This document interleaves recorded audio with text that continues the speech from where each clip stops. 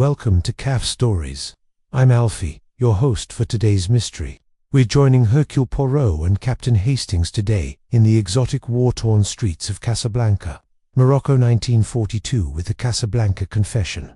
Before we begin, I'd love to know where in the world you're tuning in from today. Let me know in the comments. Settle in with a warm cup of mint tea, perhaps with some Moroccan pastries, and let's uncover this mystery together. The Casablanca Confession. Chapter I. The anxious spy. The CAF, more squatted like a jewel box in the heart of Casablanca's Medina quarter, its brass-studded door perpetually exhaling clouds of aromatic smoke that mingled hashish, Turkish tobacco, and the desert winds carrying whispers of jasmine. It was here, on the evening of March 15th, 1942, that Hercule Poirot and I found ourselves reluctantly installed at a corner table, nursing glasses of mint tea that had long since grown cold. Our presence in this exotic outpost was entirely consequence of engine troubles that had grounded our aircraft bound for London. What should have been a brief refueling stop had stretched into 3 days of enforced leisure in Morocco's most cosmopolitan city. Poirot, typically, had made the best of our situation by conducting what he termed anthropological observations of the cafe's diverse clientele. "Observe, mon ami," he murmured, his egg-shaped head tilting slightly as he surveyed the smoky interior. Here we have a most fascinating cross-section of humanity. The refugee from Vienna at table 6. Note how he shields his newspaper when the gentleman in the fez approaches. And there, by the window, the lady with the emerald bracelet, who has not once looked at her companion, yet hangs upon every word of the conversation at the neighboring table. I followed his gaze across the dimly lit space where oil lamps cast dancing shadows on the traditional tilework. The cafe was indeed a babel of languages and nationalities: French colonials in crisp white linens, German refugees clutching worn passports, mysterious Arabs conducting business in hushed tones, and the occasional British or American who had wandered too far from the European quarter. "Fascinating as always, Poirot," I replied, though I confess my attention was more drawn to the exotic surroundings than to his usual exercise in human observation. "But I do hope our aircraft will be repaired soon. This enforced idleness.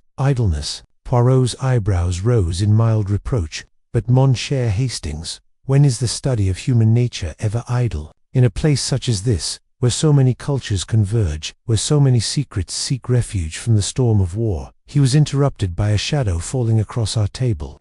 I looked up to see a man of perhaps 45 years, tall and angular, with the sort of weathered complexion that spoke of years spent under foreign suns. His pale blue eyes darted nervously about the cafe before settling on Poirot with unmistakable recognition. "Monsieur Poirot." The man's voice carried the cultured accent of an educated Englishman, though it trembled slightly. "I do hope you'll forgive the intrusion. I am Edwin Carmichael." He paused, as if the name should carry significance. "I wonder if I might have a word." Poirot gestured graciously to an empty chair. "But of course, Mr. Carmichael, please, you will join us. This is my friend, Captain Hastings." Carmichael shook my hand with fingers that were distinctly damp despite the evening's coolness as he settled into his chair. I noticed how his eyes continued their restless survey of the café other occupants, a man clearly ill at ease, though whether from the heat, the exotic surroundings, or some more pressing concern, I could not immediately determine. "I heard you were in Casablanca," Carmichael began, then caught himself. "That is, to say, word gets around quickly in the European community here. When I learned that the famous Hercule Poirot was temporarily stranded," he trailed off, wrapping his hands around his untouched tea glass. "You are perhaps in some difficulty?" Poirot inquired gently. "Or maybe you have a problem of the criminal nature that requires the services of Hercule Poirot." Carmichael's laugh was sharp and humorless. "Criminal? Yes, I suppose you could call it that, though the law might take a different view of the matter." He glanced around the cafe once more, then leaned forward conspiratorially. "I worked for His Majesty's government, Monsieur Poirot, or rather, I did. These days, my position is somewhat more ambiguous." I saw Poirot's interest quicken, though his expression remained pleasantly neutral. "Ah, you are perhaps connected with the intelligence services." The distinctions become blurred in wartime. Carmichael's fingers drummed against the table's brass surface. "I've been acting as liaison with the Free French forces here in Morocco." Delicate work, you understand, many competing interests, many old grievances. The poor fellow was clearly in a state of considerable agitation. His eyes kept returning to a particular table near the entrance, where a striking dark-haired woman sat alone, occasionally glancing in our direction. At another table, a uniformed French officer read a newspaper with the sort of intense concentration that suggested his attention lay elsewhere entirely. Mon ami Poirot said softly, "It appears to Hercule Poirot that you are a man with something weighing heavily upon the conscience." Carmichael's composure cracked visibly. "Conscience, that's precisely the problem. You see, there was an operation back in 1940. Things went wrong, terribly wrong. Good men died because of..." He stopped abruptly, his face pale in the lamplight. "Because of..." Poirot prompted gently. "Because someone betrayed them." The words came out in a rush. "And now someone knows that I know the truth. I've been receiving messages, subtle ones, you understand, but unmistakable in their intent."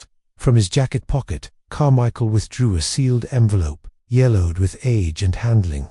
He clutched it protectively against his chest. "I've written it all down, everything that happened, every detail I can remember.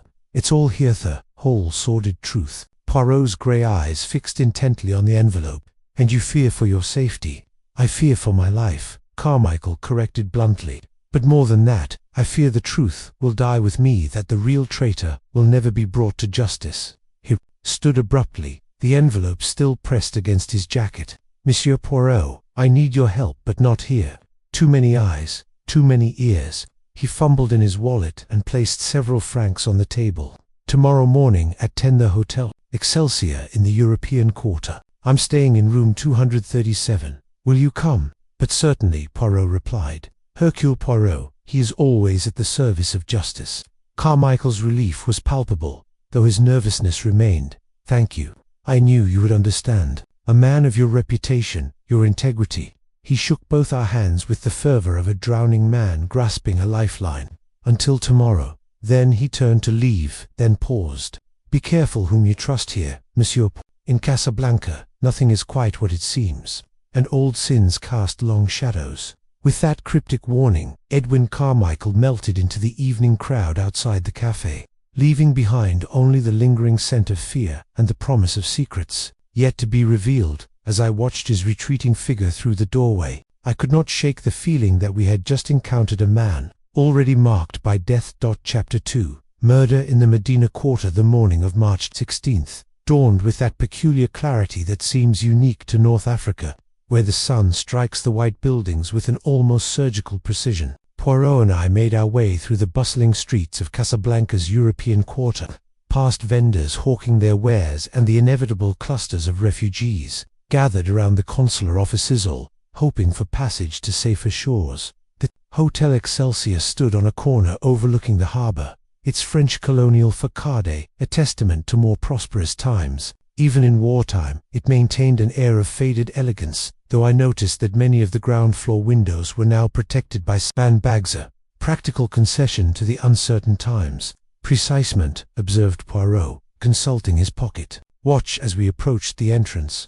"Punctuality, she is a virtue much appreciated by Hercule Poirot." The lobby was cool and dimly lit, decorated with an eclectic mixture of European furniture and local Moroccan artifacts. A handful of guests sat reading newspapers in various languages, while ceiling fans stirred the air with languid persistence. The desk clerk, a nervous-looking Frenchman with a pencil moustache, directed us to the lift with barely concealed anxiety. "Room 237, messieurs," he said, mopping his brow with a handkerchief despite the morning coolness.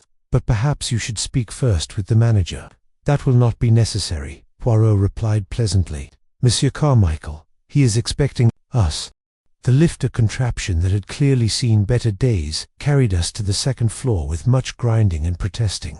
As we emerged into the corridor, I was struck by an unusual silence that seemed to hang in the air like a physical presence. Our footsteps echoed on the tiled floor as we made our way toward room 237. Poirot knocked gently on the door. "Monsieur Carmichael, it is Hercule Poirot." Silence. He knocked again, more firmly this time. "Monsieur Carmichael." When no response came, Poirot tried the handle. The door swung open easily, revealing a scene that sent a chill down my spine. Despite the morning warmth, Edwin Carmichael lay sprawled across the bed, his body twisted at an unnatural angle. Even from the doorway, the dark stain spreading across his white shirt told its own grim story. His pale blue eyes, which had darted so nervously about the café the previous evening, now stared sightlessly at the ceiling. "Monsieur Poirot," breathed, his hand instinctively reaching out to prevent me from entering the room. "We must disturb nothing, Hastings. This is a matter for the police." But even as he spoke, his sharp eyes were already cataloguing the scene. Before us, the room had clearly been searched, drawers pulled open, papers scattered across the floor, the contents of Carmichael's suitcase strewn about with evident haste. Near the window, a chair lay overturned, and I could see that the wooden shutters hung at an odd angle. "The envelope," I said suddenly. "Poirot, that confession he mentioned. And observe, mon ami, how thoroughly someone has looked for it." Within minutes, the room was swarming with officials. Inspector Dubois of the French Colonial Police proved to be a compact, energetic man with intelligent dark eyes and the sort of methodical approach that immediately earned Poirot's approval. Unlike some provincial policemen I had encountered, Dubois seemed genuinely interested in hearing Poirot's observations. "At first glance, one might suspect suicide," Dubois mused, examining the revolver that lay near Carmichael's right hand. "A man tormented by wartime pressures, perhaps guilt over intelligence work. It would not be unprecedented." Poirot shook his head decisively. "No, Inspector. Consider the angle of the wound, the position of the weapon, the searching of the room. This was not suicide, but murder most deliberate." As the morning progressed, Inspector Dubois assembled witnesses in the hotel's small sitting room. The picture that emerged was both frustrating and intriguing. According to the night clerk, Carmichael had returned to the hotel around 11 the previous evening, appearing agitated but speaking to no one. The room adjacent to his had been empty, and the guests on either side reported hearing nothing unusual during the night. However, 3 individuals had been seen in the hotel's vicinity during the crucial hours, each with apparent reason to seek out Edwin Carmichael. The first was Mademoiselle Yvette Moreau, the striking dark-haired woman I had noticed watching our table at the Calf Moor. She proved to be a nightclub singer at the fashionable Calf de la Lune, possessed of that particular combination of beauty and worldliness that seems to flourish in such exotic ports. When questioned, she admitted to having an argument with Carmichael the previous evening. "He came to my dressing room after my last performance," she explained in accented English, her dark eyes flashing with remembered anger. "He wanted to discuss matters from the past, things that are better left buried. I told him to leave me alone, that I wanted nothing to do with him or his guilty conscience." When pressed about the nature of their conversation, her expression hardened. "Monsieur Carmichael was involved in certain operations during the early days of the war, operations that cost French lives. I have reasons to remember him, but not fondly." The second suspect was Captain Bernard Lalère, the French intelligence officer whose newspaper reading at the café had seemed so deliberately focused. A man of military bearing with prematurely grey hair and tired eyes, he claimed to have met Carmichael on official business. "We were coordinating intelligence activities," he stated with professional brevity. Carmichael had information about German infiltration attempts. Such meetings must necessarily be conducted with discretion. Yet, when Dubois pressed for details, Lalère's answers became increasingly vague, and I noticed how his hands trembled slightly as he lit his cigarette. The third individual was perhaps the most intriguing, Baron Klaus von Seckendorf, an exiled German nobleman who had been living in Casablanca under what could charitably be called mysterious circumstances. Tall and aristocratic, with the sort of bearing that spoke of Prussian military training, he made no attempt to deny his presence at the hotel. "Herr Carmichael had contacted me regarding certain historical matters," he said in precise, accented English. "Questions about events that occurred before America entered the war, when loyalties were less clearly defined. I came to see if we might reach an understanding." When asked to elaborate, the Baron's pale eyes grew cold. "Some secrets, Inspector, are better left undisturbed. The war has created enough tragedy without revisiting old wounds." As the afternoon wore on, Poirot conducted his own examination of Carmichael's room with his characteristic thoroughness. He spent considerable time studying the overturned chair, the angle of the shutters, and particularly the area around the small writing desk where papers had been scattered. I watched him collect several seemingly insignificant items: a torn scrap of paper, a few grains of sand from the windowsill, and what appeared to be a fragment of dark thread caught on the window latch. "The confession letter," I ventured as we prepared to leave the hotel. "It's definitely gone." Poirot nodded grimly. "Vanished completely, mon ami. And with it, perhaps the key to understanding not only why Edwin Carmichael died, but who among our three interesting suspects possessed both the opportunity and the desperate need to silence him forever." The late afternoon sun cast long shadows across the hotel's courtyard as we finally departed, leaving Inspector Dubois to continue his methodical investigation. But I could see from Poirot's expression that the little grey cells were already working furiously, sorting through the tangled web of motives and alibis that surrounded this exotic crime. The game, as he might have said in less tragic circumstances, was decidedly afoot. Chapter 3. Secrets in the Souktap. Afternoon heat pressed down upon Casablanca like a physical weight as Poirot and I ventured into the labyrinthine passages of the old Medina. Our destination was the souk, that sprawling marketplace where, according to Inspector Dubois, Edwin Carmichael had been conducting some of his more delicate business arrangements in recent weeks. "In such a place as this," Poirot observed, stepping delicately around a pile of aromatic spices that had spilled from a merchant's stall, "the barriers between truth and rumor, between commerce and conspiracy, they become most pleasantly blurred." Found myself rather less enchanted by the narrow alleyways teemed with humanity-veiled women carrying baskets, children darting between the stalls, merchants calling out their wares in Arabic and French. The air was thick with the sense of leather, incense, and something I preferred not to identify too closely. Our first stop was the establishment of one Ahmed Ben Hassan, a dealer in carpets and antiquities who, according to Inspector Dubois, had served as an informal meeting place for various members of Casablanca's international community.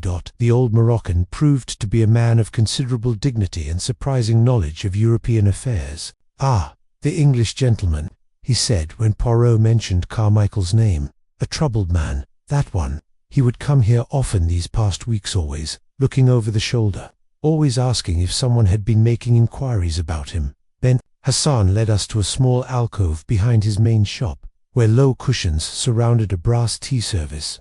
As we settled ourselves awkwardly on the unfamiliar seating, he continued his narrative. 3 days ago, he came here most agitated. He spoke of old sins coming back to haunt him. He said that someone from his past had arrived in Casablanca, someone who knew about certain events during the early war. The merchant's weathered face grew grave. He spoke of an operation in 1940-something involving the French resistance near Lyon. "Many good men died," he said, "because of treachery, because someone who should have been trusted proved to be," he paused, searching for the proper words, "a serpent in the garden." This revelation cast an entirely new light on our three suspects. As we made our way through the bustling marketplace, Poirot's observations took on a more focused quality. "Consider, Hastings," he murmured, as we paused before a stall selling brass ornaments, "what we now know of Mademoiselle Moreau's family. Circumstances: a French nightclub singer performing in Casablanca while her countrymen fight for liberation. Why is she not in France? What circumstances brought her to Morocco?" I was beginning to see the direction of his thoughts. "You think she might have had personal reasons for hating Carmichael beyond mere political disagreements? It is a possibility most interesting.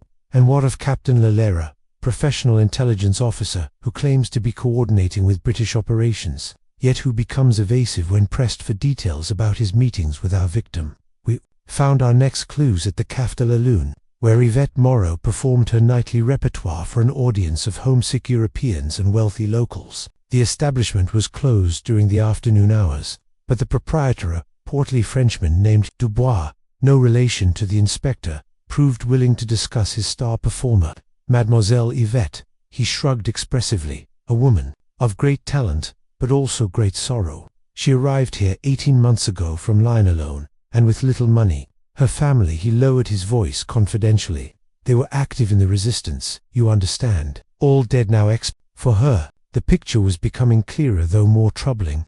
When pressed for details, Dubois revealed that Yvette's brother, Marcel Moreau, had been among a group of resistance fighters captured by the Germans in the autumn of 1940. The operation had been betrayed, Dubois added, and all involved had been executed. She never speaks of it, but sometimes, late at night after her performance, I have seen her weeping over letters she keeps hidden in her dressing room, letters from her brother, I believe, written before his death. Our investigation of Captain Lalère proved equally illuminating, though in a more indirect fashion. Through careful inquiries at various establishments frequented by French military personnel, we learned that Lalère had indeed been involved in resistance coordination activities during 1940. More significantly, he had been the French intelligence contact for the very operation that had resulted in Marcel Moreau's death. Captain Lalère barely escaped with his life, confided a retired French colonel we encountered at a small bistro near the harbour. He managed to cross into Switzerland just hours before the Germans rounded up his entire network. Some say he was lucky, others whisper that perhaps his escape was too convenient, too well. The implications were disturbing. Had Lalère survived because of luck, skill, or something more sinister? Our final inquiries concerned Baron von Seckendorf, and here we encountered our most intriguing puzzle. Through the German exile community, a small but closely knit group of refugees and dissidents, we learned that the Baron had indeed been in contact with British intelligence during the early war years. He claimed to be providing information about German military preparations, explained a thin, scholarly man who identified himself only as Professor Muller. Whether this was from patriotic motives or mere opportunism, who can say? But certainly, he possessed knowledge that proved valuable to the Allied cause. According to Professor Muller, von Seckendorf had specifically warned British intelligence about German penetration of resistance networks in France during the autumn of 1940. The warning had come too late to save the Lion operation, Muller continued, but had apparently prevented similar disasters elsewhere.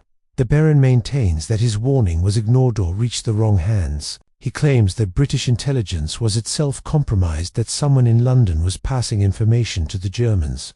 As evening approached and we made our way back toward the European quarter, Poirot's expression had grown increasingly thoughtful. I could see that the little grey cells were working furiously, processing the complex web of relationships and motivations we had uncovered. 3 suspects, I summarized as we paused at a cafe for refreshment, each with compelling motives for wanting Carmichael dead. Yvette seeking revenge for her brother's death, Lalère possibly eliminating someone who suspected his treachery, and von Seckendorf silencing a man who might expose his own duplicitous role, precisement, Hastings. Yet observe how each story, while compelling, contains certain inconsistencies that trouble the mind of Hercule Poirot. He refused to elaborate further, but I noticed how his fingers drummed against the tabula, sure sign that some detail was bothering him. As we watched the sun set over the Atlantic, painting the white buildings of Casablanca in shades of gold and crimson, I could not shake the feeling that we had only begun to penetrate the layers of deception surrounding Edwin Carmichael's death. The confession letter remained missing, and with it, perhaps the key to understanding which of our suspects had the most pressing need to ensure that certain secrets died with its author. In the gathering dusk,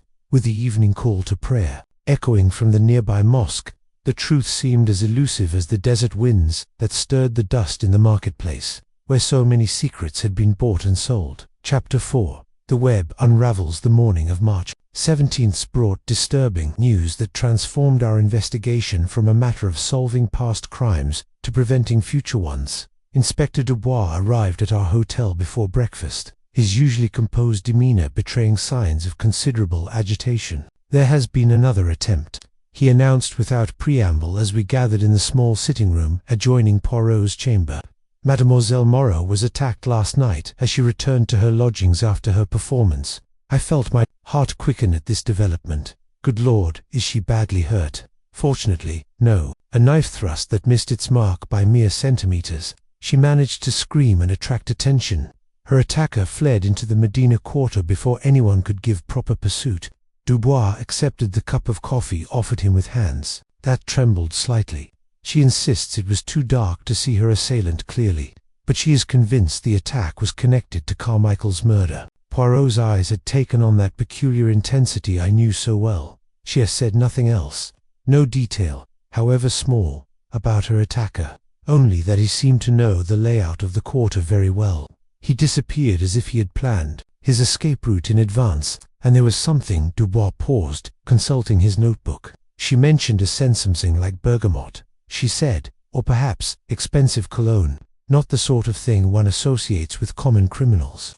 This detail seemed to particularly interest Poirot, though he made no immediate comment. Instead, he inquired about the whereabouts of our remaining suspects during the crucial hours.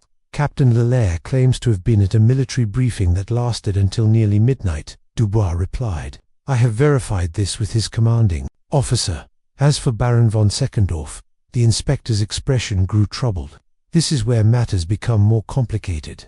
The Baron appears to have departed his hotel sometime during the night. His room shows signs of hasty packing, and the night clerk remembers seeing a taxi collect someone matching his description around 2 this morning. He's fled, I exclaimed. But surely that suggests many things, Poirot interrupted gently. But we must be careful not to assume too much from circumstantial evidence. A man may flee for reasons other than guilt, particularly in times such as these. Despite this cautionary note, I found myself increasingly convinced that we were dealing with a case of systematic elimination. Someone was methodically removing witnesses to the 1940 betrayal, and Yvette Moreau had narrowly escaped becoming the second victim. Our morning was spent in a thorough examination of Mademoiselle Moreau's lodgings and the scene of the attack. Her modest apartment above a tailor's shop in the French Quarter had been ransacked, though she insisted nothing had been taken. Like Carmichael's hotel room, it bore the hallmarks of someone searching desperately for specific documents. What were they looking for? I asked as we examined the overturned furniture and scattered papers. Perhaps letters from her brother, Poirot suggested, or other evidence connecting her to the 1940 operation. Someone wishes to ensure that all traces of that unfortunate affair disappear permanently. It was during our examination of the alleyway, where the attack had occurred, that Poirot made his first significant discovery. Caught on a protruding nail near the spot where Yvette claimed her attacker had vanished, he found a small fragment of cloth, expensive wool of a distinctive charcoal grey. Observe the weave, Hastings, he said, holding the fragment up to catch the light. This is not from ready-made clothing, but bespoke tailoring of the highest quality. How many men in Casablanca do you suppose can afford such luxury?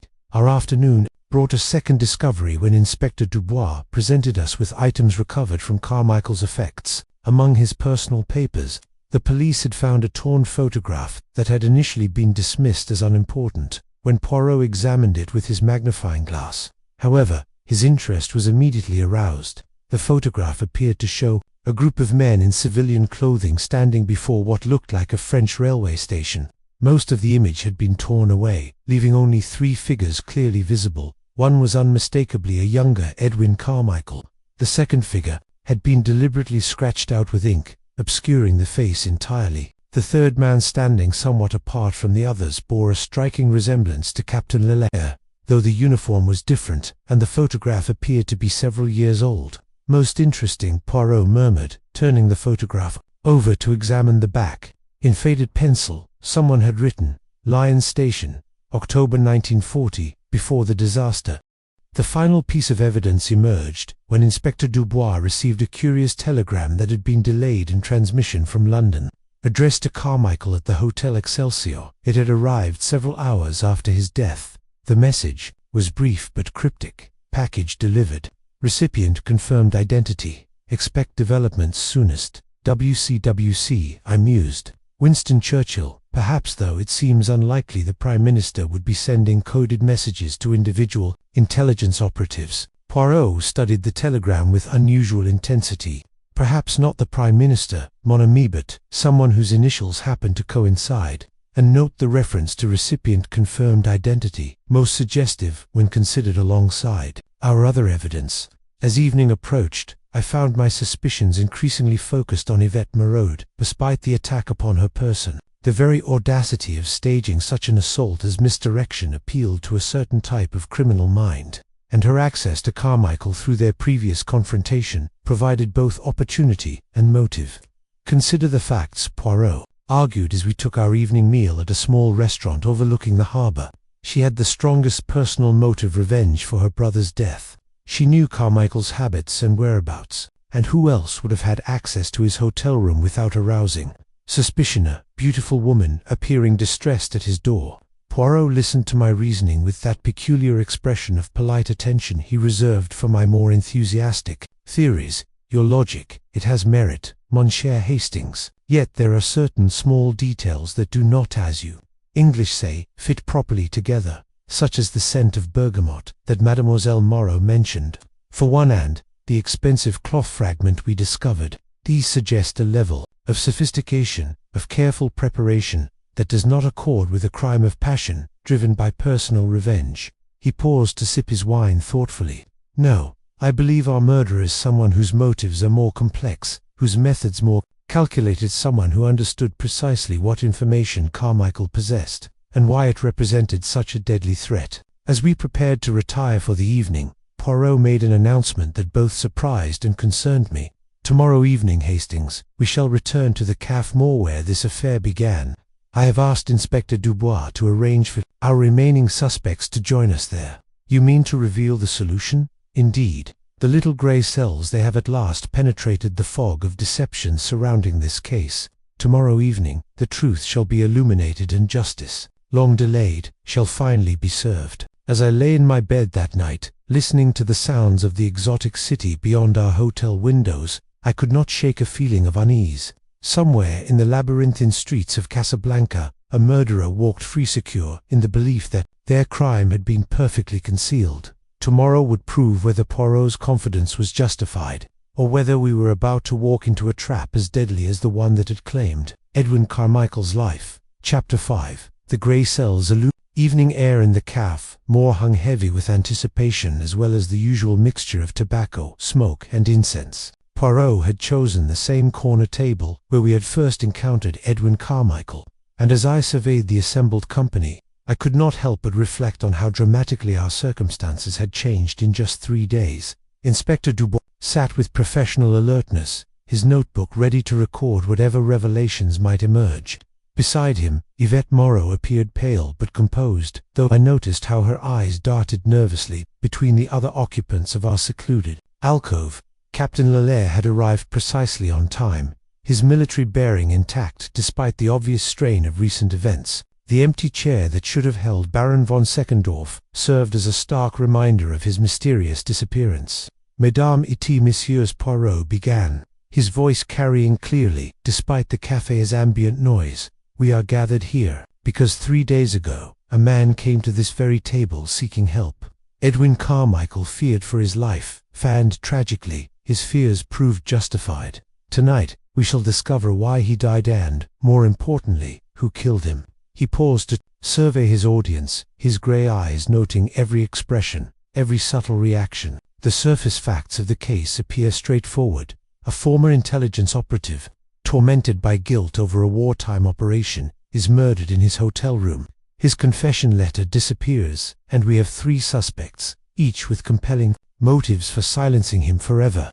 Captain Lalère shifted slightly in his chair. With respect, Monsieur Poirot, while I appreciate your reputation, surely the obvious solution— Ah, no, Poirot interrupted gently. The obvious solution, she is rarely the correct one, in cases of this complexity. Consider first Mademoiselle Yvette Moreau, whose brother died in the Lion operation of 1940. Her motive appears overwhelming revenge for a betrayal that cost her family their lives. Yvette's hands trembled as she reached for her glass of mint tea. I have told you I argued with Carmichael. Yes, but I did not kill him. Indeed, you did not, Poirot agreed, for while your anger was genuine, your grief authentic, certain details eliminate you as our murderer. The attack upon your person, for instance, while it appeared to be an attempt to silence you, careful examination reveals it to be something quite different. The knife wound, though dramatic, was superficially placed to cause alarm rather than death. The expensive cologne, noticed by yourself, could hardly be your own scent, since you would not have remarked upon it so specifically. Most tellingly, the cloth fragment found at the scene came from a man's garment of the finest quality, far beyond your current means. Inspector Dubois leaned forward with interest. You suggest the attack was staged? Not staged, Inspector, but misdirected. The real target was not Mademoiselle Moreau's life, but her credibility as a witness. Someone wished to establish her as a victim rather than a suspect, while simultaneously searching her loadings for evidence that might incriminate the true killer. I found myself nodding as Poirot's logic became clear. And Baron von Seck's flight certainly suggests guilt. Au contraire, Hastings, the Baron's disappearance, while suspicious, actually provides him with an excellent alibi for the attack on Mademoiselle Moreau. A man cannot be in two places simultaneously, and I have established that he was already departing Casablanca when that assault occurred.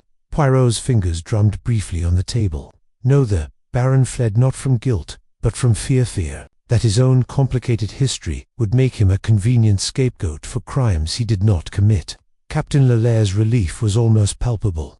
Then surely we must look elsewhere for our killer. Perhaps someone from Carmichael's past who has not yet been identified. Precisement, Poirot said, his gaze fixing intently on the French officer. Someone from his past, someone who knew him well enough to gain access to his hotel room without suspicion.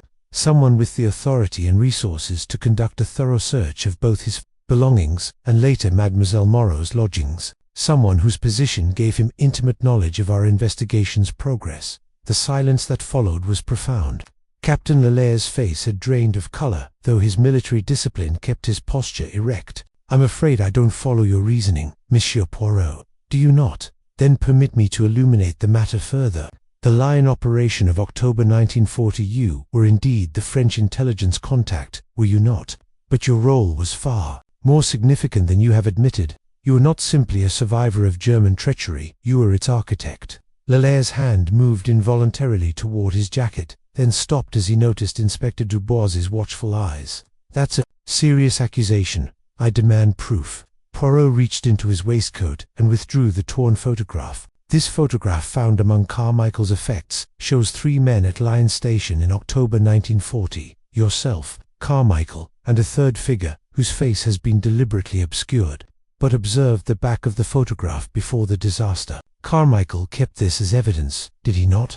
Evidence that you were present at the final briefing, that you had access to all operational details." "Photographs prove nothing," Leela replied, but his voice had lost its earlier confidence. "Agreement. Then perhaps you can explain the telegram received after Carmichael's death. Package delivered. Recipient confirmed identity. Expect developments. Soonest W.C. not Winston Churchill, as my friend Hastings suggested, but Wilhelm Canaris, head of German military intelligence. The package was information about current resistance activities, was it not? And the recipient who confirmed identity was you, still playing your double game after all these years." Inspector Dubois had quietly moved to position himself between Lelaire and the cafe's entrance.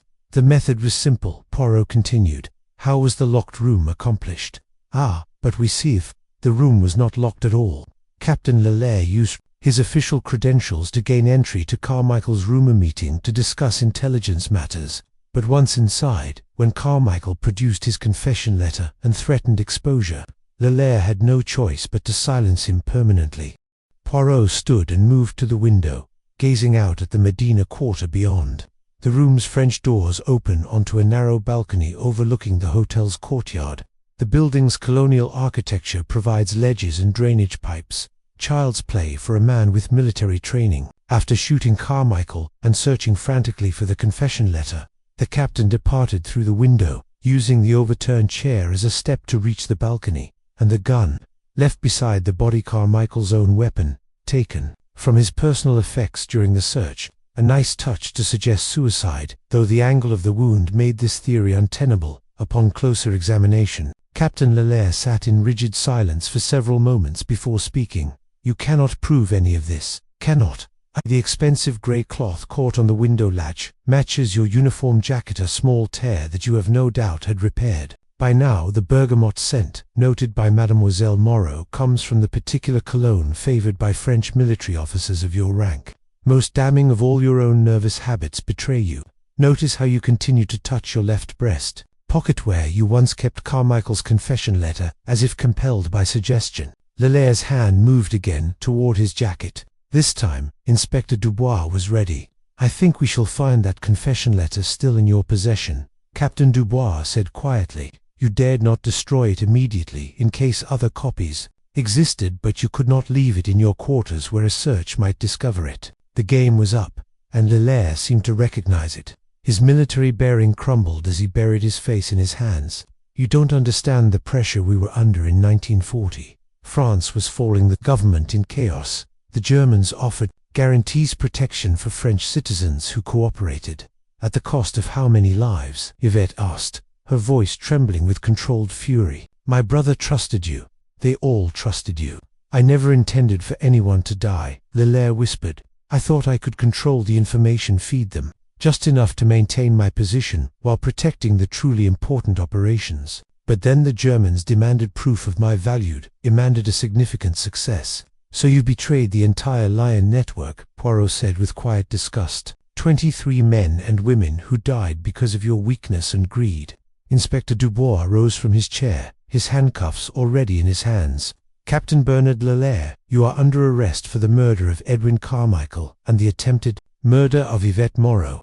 As the handcuffs clicked shut, the café's normal evening sounds seemed to resume conversations in multiple languages, the clatter of tea glasses, the distant call of street vendors. But our corner table remained wrapped in a profound silence, broken only by Yvette Moreau's quiet tears for a brother whose death had finally been avenged, and for the terrible price that justice had demanded of them all. Epilogue. Desert winds. Morning of March 20th dawned clear and bright over Casablanca's airfield, where our aircraft sat ready for departure, its engines finally repaired after 5 days of meticulous work. The desert winds that had blown steadily across Morocco during our stay had subsided to a gentle breeze, and the mechanics assured us that flying conditions were ideal for our long-awaited journey to London. As I supervised the loading of our modest luggage into the aircraft's cargo compartment, I reflected on how profoundly those 5 days had changed my understanding of the war we were fighting.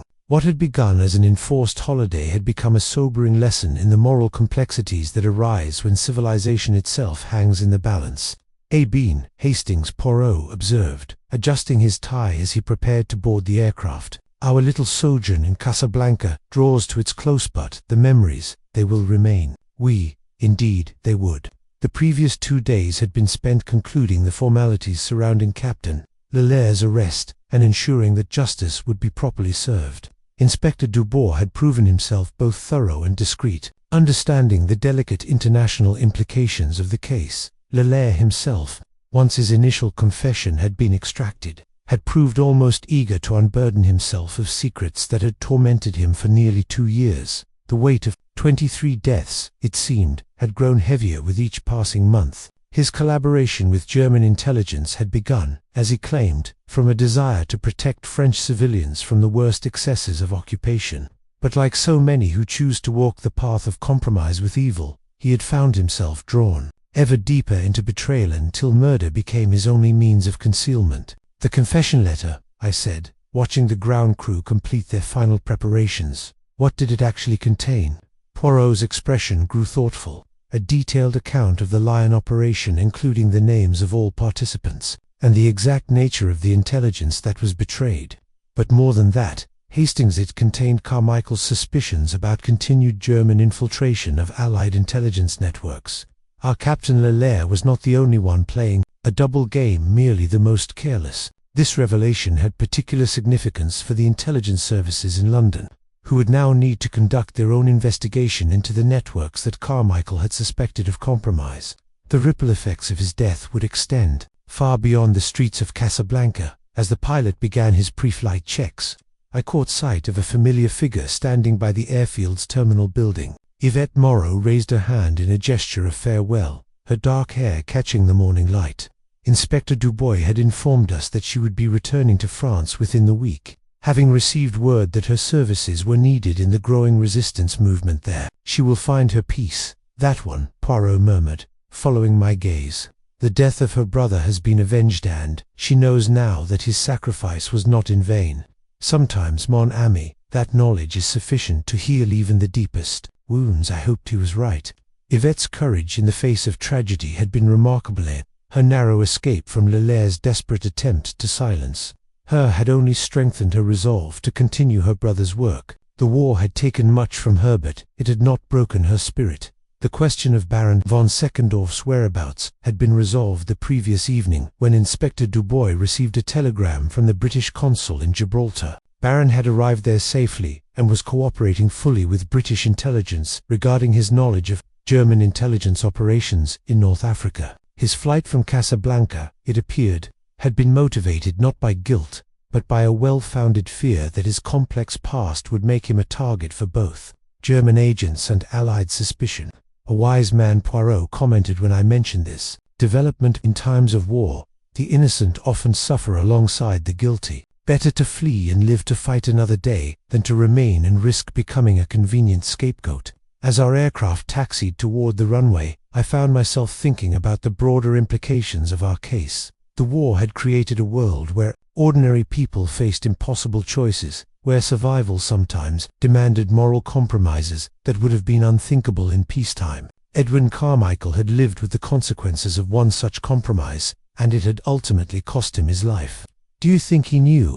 I asked Poirot, as we settled into our seats and prepared for takeoff. "Carmichael, I mean, do you think he suspected Leclerc specifically, or was he simply aware that someone from the operation had survived?" Poirot was silent for a long moment, his hands folded neatly in his lap as he contemplated the question. "I believe he knew, mon ami. The photograph he kept the specific details in his confession. Letter these suggest a man who had identified his betrayer but lacked the proof necessary to expose him. His approach to Hercule Poirot was perhaps his final gambit, his last attempt to ensure that the truth would not die with him.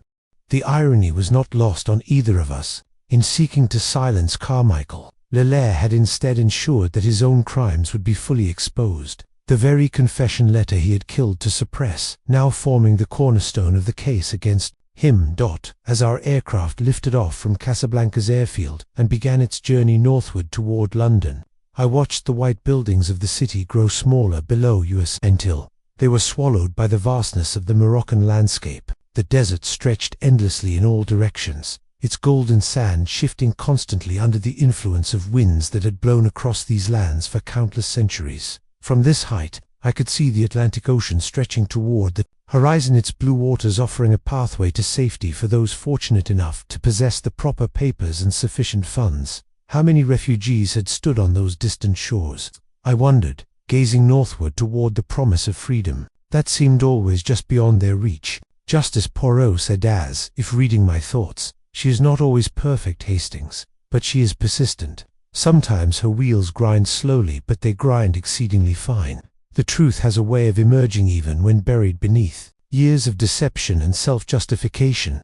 I hoped he was right. The world we were returning to was one where such betrayals had become commonplace, where the simple distinction between right and wrong had been obscured by the fog of war. Perhaps it was men like Poirot, with their unwavering commitment to truth and justice, who would help us find our way back to moral clarity when the fighting finally ended, as afternoon gave way to evening, and our aircraft continued its steady progress toward London. I made my final notes about our adventure in Casablanca. The case had been solved, justice had been served, and the innocent had been protected from further harm. By the standards of our profession, it had been a complete success. Yet I could not shake the feeling that we had witnessed something larger than a simple murder case, a glimpse into the moral complexity of an age where good people were forced to make terrible choices, and where the price of survival sometimes included the sacrifice of one's soul. The desert winds that had blown across Casablanca during our stay had carried with them not just sand and heat, but the accumulated sorrows of a continent at war. As I settled back in my seat for the long flight ahead, lulled by the steady drone of the aircraft's engine, I offered a silent prayer for all those who had been touched by the tragedy we had just witnessed, the living and the dead, the guilty and the innocent, and all those who continued to struggle against the darkness that had engulfed our world. Below us, though now invisible in the gathering dusk, the desert winds continued their eternal dance across the sands of North Africa, carrying with them the secrets and sorrows of a world at war. Thanks for joining us for the Casablanca Confession. If you enjoyed this wartime mystery with Hercule Poirot and the dark secrets of intelligence operations and long-buried guilt, don't forget to hit subscribe for more mysteries. Until next time, this is Alfie signing off from CAF Stories.